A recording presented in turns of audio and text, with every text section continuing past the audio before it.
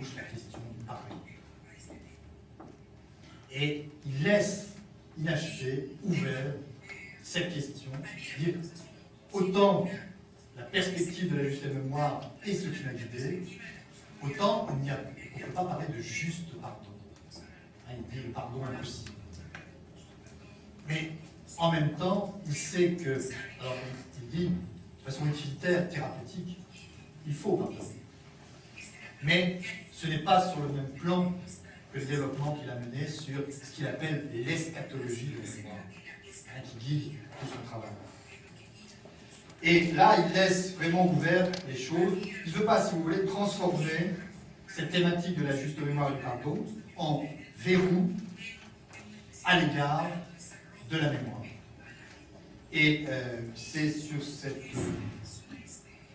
difficulté à penser ce que serait, ce que Ricoeur appelle, en des termes évidemment qu'il faudrait analyser, développer, une mémoire sapientiale, c'est-à-dire de sagesse, post-historique, qui appelle à cette mémoire, mais qui est une mémoire équitable, car elle a été instruite par l'histoire, car elle a été instruite, critiquée par l'histoire. Et à son tour, elle a pris en charge l'histoire. C'est ce va-et-vient qui est important, cette dialectique. Mais il dit bien qu'il ne faut pas quitter, là encore comme une espèce d'horizon de retenue, ce qu'il appelle l'irréparable, l'irréconciliable, l'incrustable, dont témoignent les grands crimes du XXe siècle, dont fait partie mais il y en a bien d'autres. Et je crois que c'est sur ces grands crimes du XXe siècle que bute notre réflexion. Et ce que Ricoeur appelle l'interminable compétition entre le vœu de fidélité de la mémoire et la recherche de vérité de l'histoire. Il laisse ouverte cette compétition. Il ne la clôt pas. Il ne dit pas, il ne choisit pas un terme pour un autre. Et dans cette perspective, bien sûr, la Shoah reste un événement. Et je reprends une citation d'Ellen White, qui a fait un long texte. Je voulais parler sur le livre de Ricoeur, qui est très intéressant. Ellen White, qui a eu un dialogue critique assez tendu avec Ricoeur. Ellen White dit la Shoah reste un événement dans notre histoire et elle restera comme en suspens de toute clôture par l'histoire. Aussi, je pense que les difficultés que les historiens ont à penser leur travail, l'épistémologie de leur travail, à l'aune des défis du temps de la mémoire, nous force, nous historiens, je crois, à nous courber, pas tant au devoir de mémoire, comme avait dit Nora Armand, forcer de nous courber au devoir de mémoire, mais à ce que j'appellerais un devoir de réflexivité accrue, inséparable de celui d'assumer pleinement notre responsabilité sociale, politique et éthique. Merci.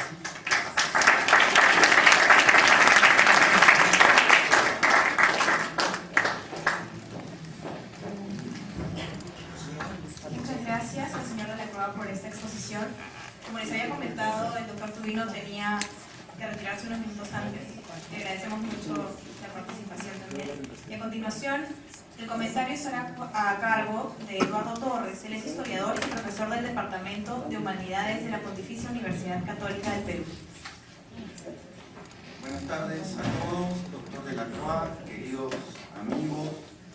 Tiempo de violencia, memoria e historia ha resultado ser el espacio en el que los historiadores hemos venido a recordar perspectivas de debate que o desconocemos o evitamos a toda costa tratar. Siempre he sido muy crítico con el medio historiográfico peruano en el sentido de que tengo la impresión de que el historiador se encierra en una élite letrada que casi parece rechazar el precepto básico de nuestra labor, explicar el presente a nuestros conciudadanos.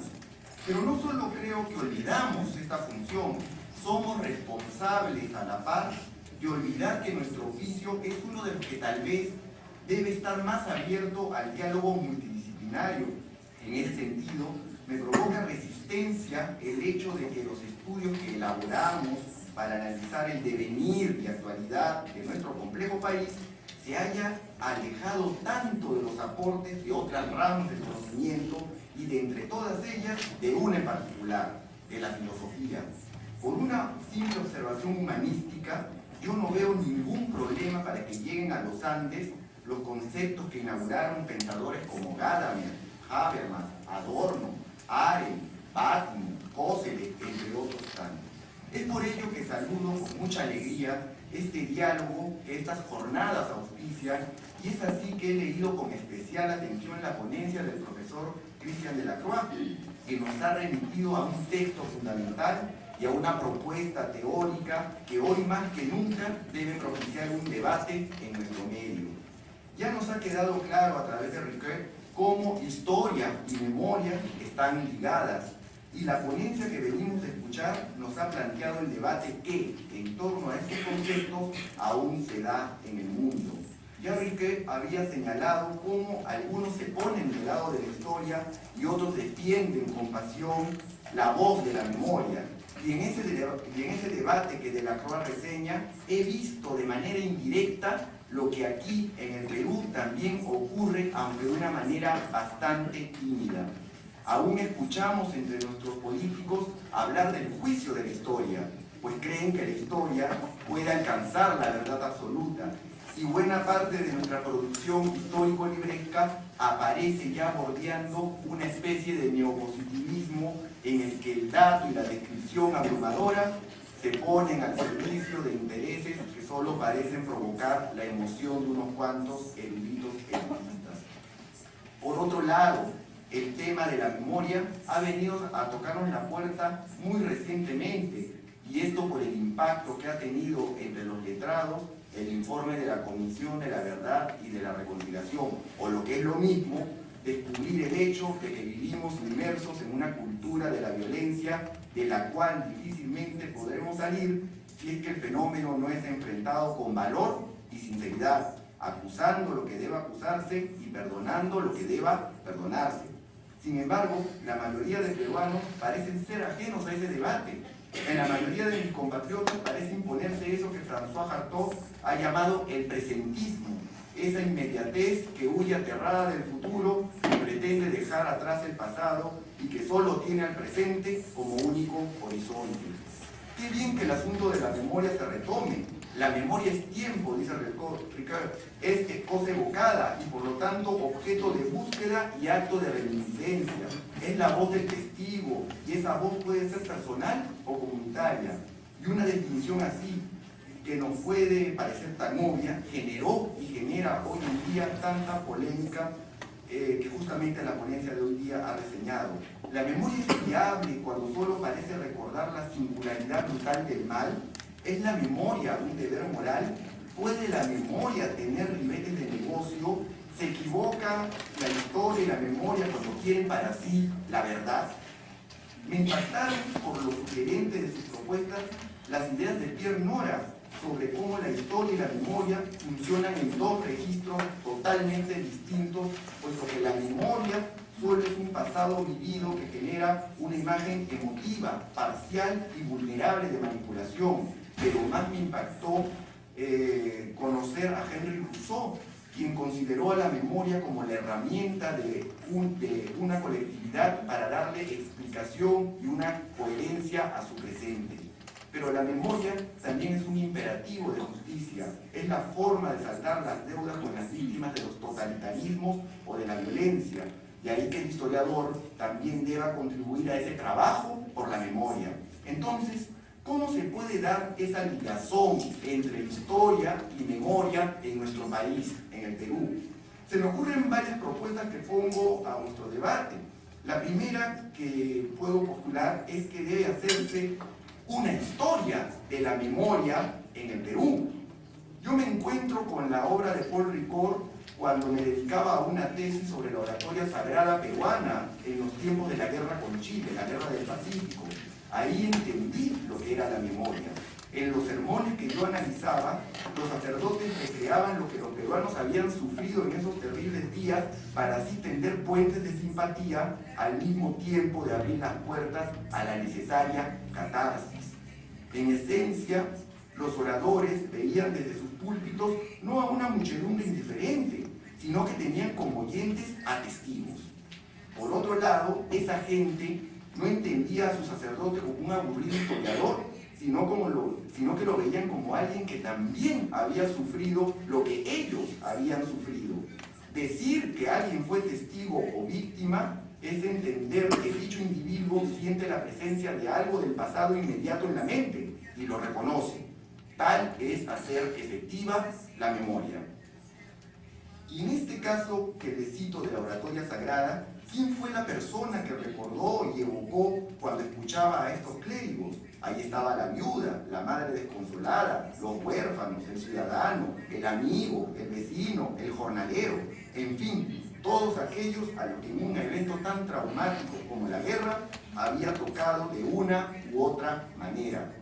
En ese sentido, el sermón o la oración fúnebre llegó a ser catártica por los efectos que produjo en el receptor.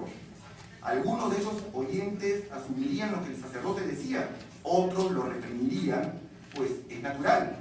El orador, por su parte, forzaría, en el buen sentido si se puede, esa memoria colectiva.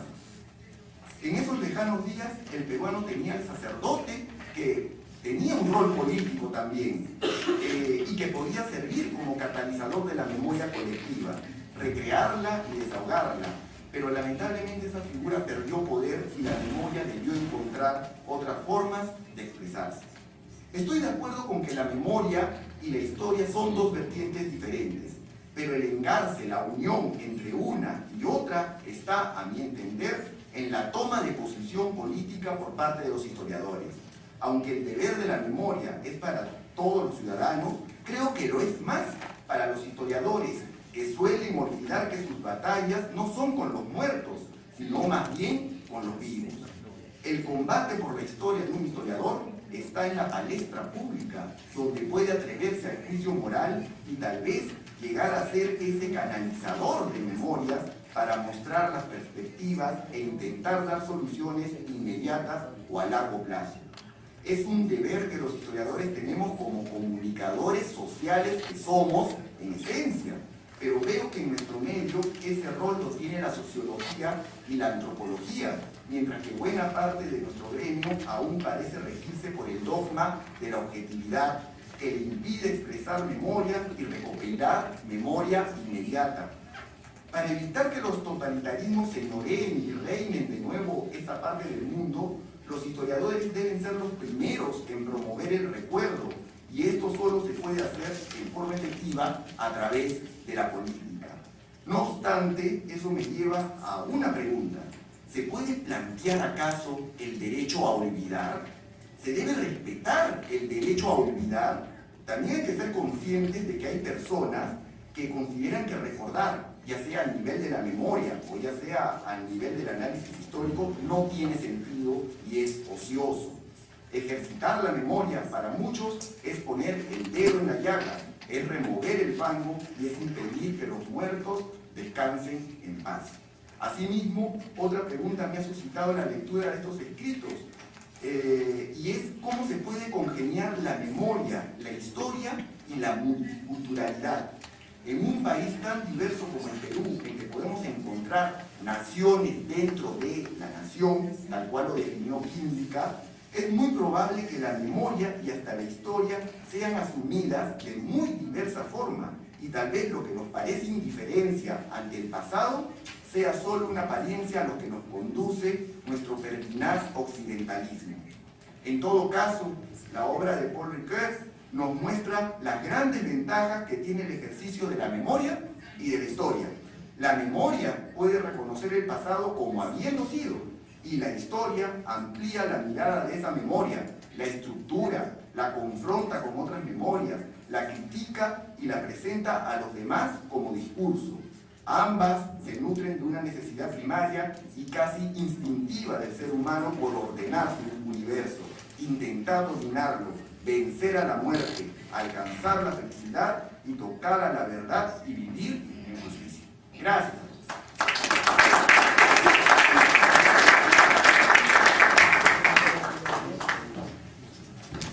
Agradecemos el comentario del doctor Torres. En este momento podemos alcanzar las preguntas que deseemos nos respondan por él. Va a pasar un compañero, a él le pueden dar las favoritas preguntas que quisiera.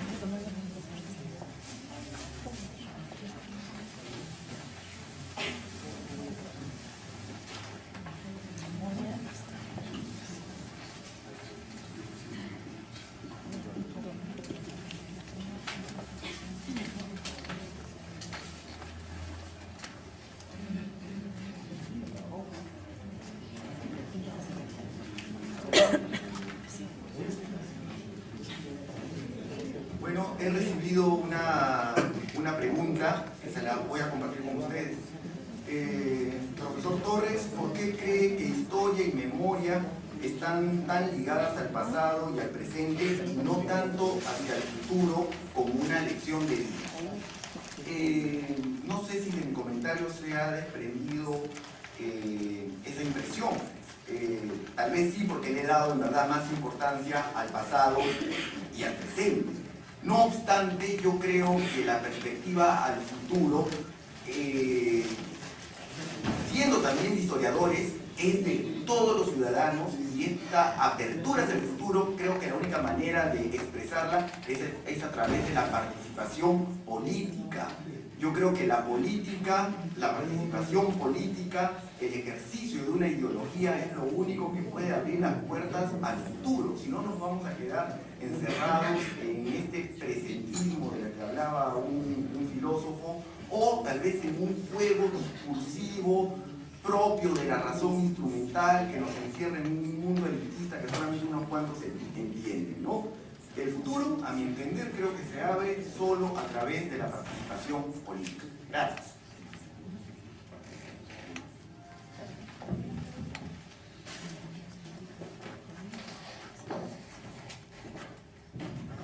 Si no hay preguntas en este momento, bueno, entonces podemos pasar a un pequeño receso. Le agradecemos mucho a los expositores. Hacia el final, seguro también pueden acercar para preguntarles si desean hacer alguna consulta, y luego un pequeño coffee break de 10 minutos para continuar. Gracias.